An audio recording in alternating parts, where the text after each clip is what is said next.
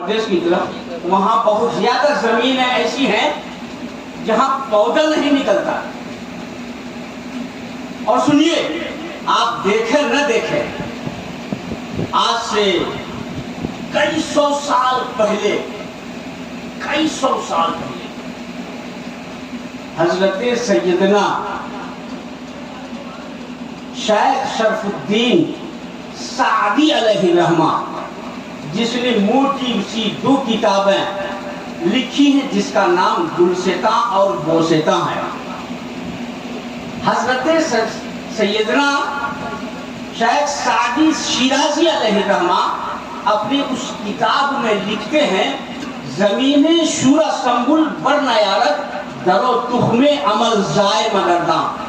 یہ فارسی کا شعر ہے جس کا معنی یہ ہوا، جس کا مطلب یہ ہوا کہ کھاری زمین، رے والی زمین پودا نہیں اگاتی ہے، اس میں بیج ڈال کر اپنا نقصان مت کر. سمجھ رہے ہیں؟ یہ بہت پہلے ہمارے بزرگ نے کتابوں میں جو لکھا ہے آج بھی موجود ہے، صبح قیامت تک موجود رہے گا.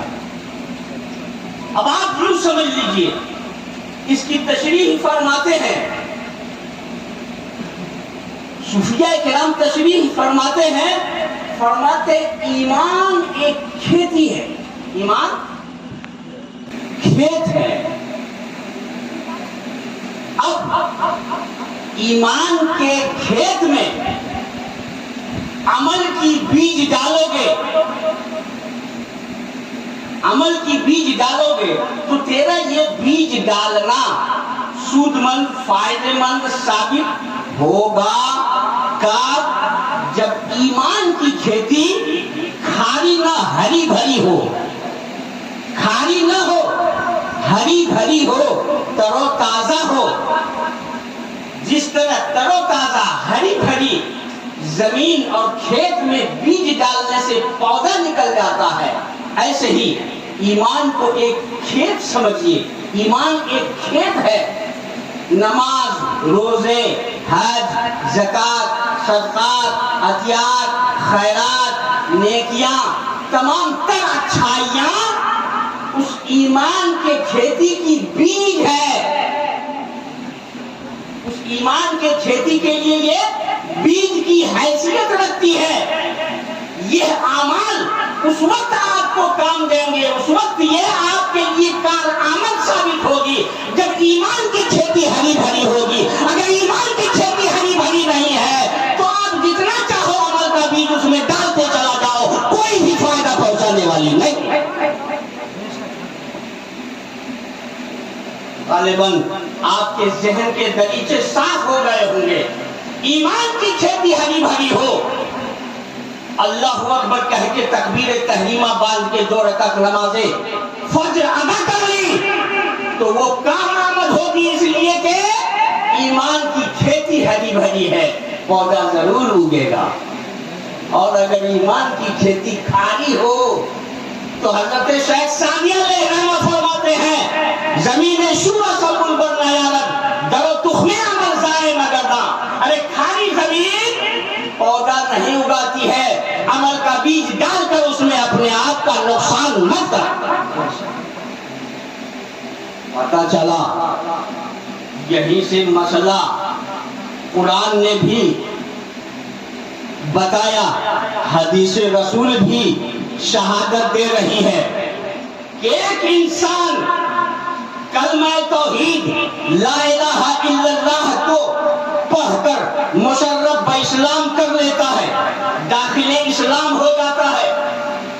ارے آج ہم سب مسلمان ہیں، وراثت میں ملتا چلا آیا، لیکن نبی کے زمانہ حیات کو یاد کیجئے تو 360 معبودان باطل کی پرستش ہو رہی تھی، ہے نا؟ 360 معبودان باطل کی پرستش ہو رہی تھی. آج تو ہم کو وراثت میں مل گیا ہے.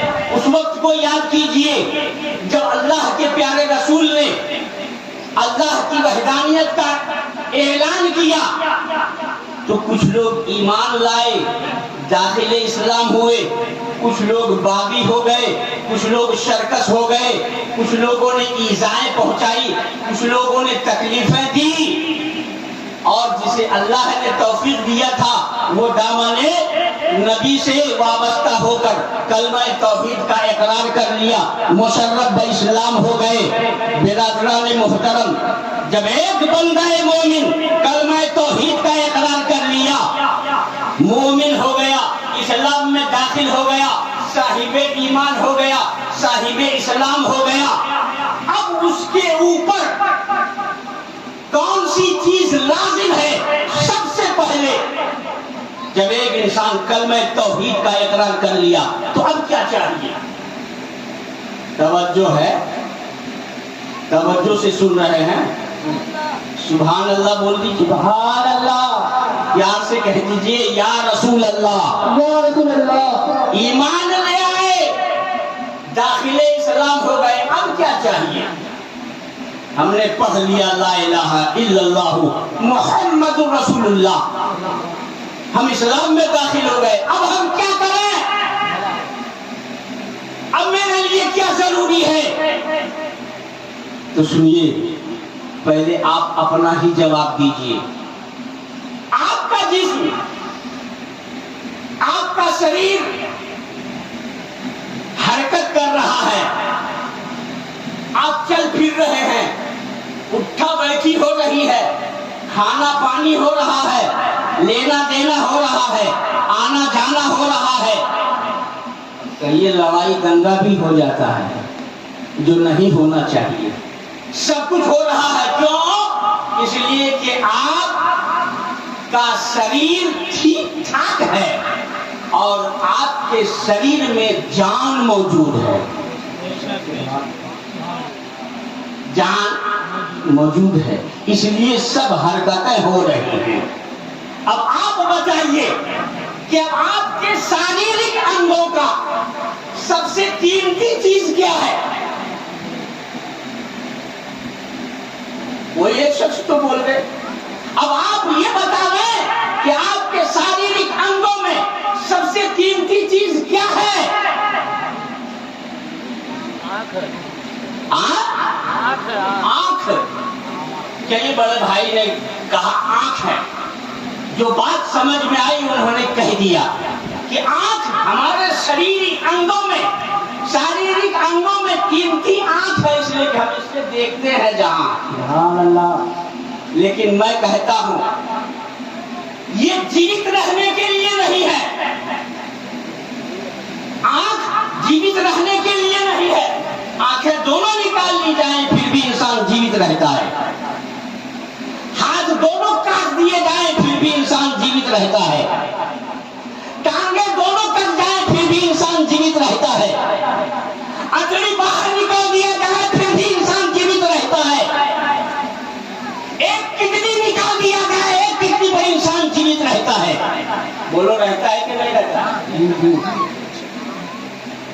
میرے بھائی، میں کہوں گا کہ شاریرک انگوں میں آنکھ قیمتی نہیں ہے، ہاتھ قیمتی نہیں ہے، پاؤں قیمتی نہیں ہے، اگڑی قیمتی نہیں ہے، زبان قیمتی نہیں ہے، اگر کسی کی زبان کاٹ لی جائے پھر بھی وہ جیوت رہے گا۔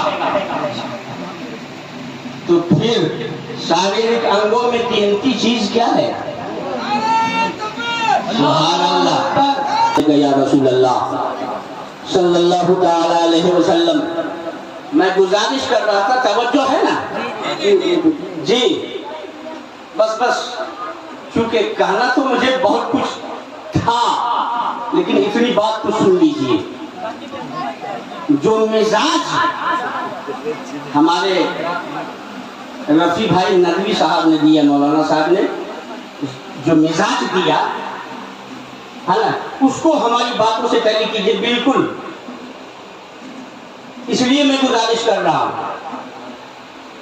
تو پتہ چل گیا کہ انسان کے شاریرک انگوں میں سب سے قیمتی آنکھ نہیں، ہاتھ نہیں، پاؤں نہیں، زبان نہیں، اکڑی نہیں، کڈنی نہیں، آپ پانی بھی ڈال دو.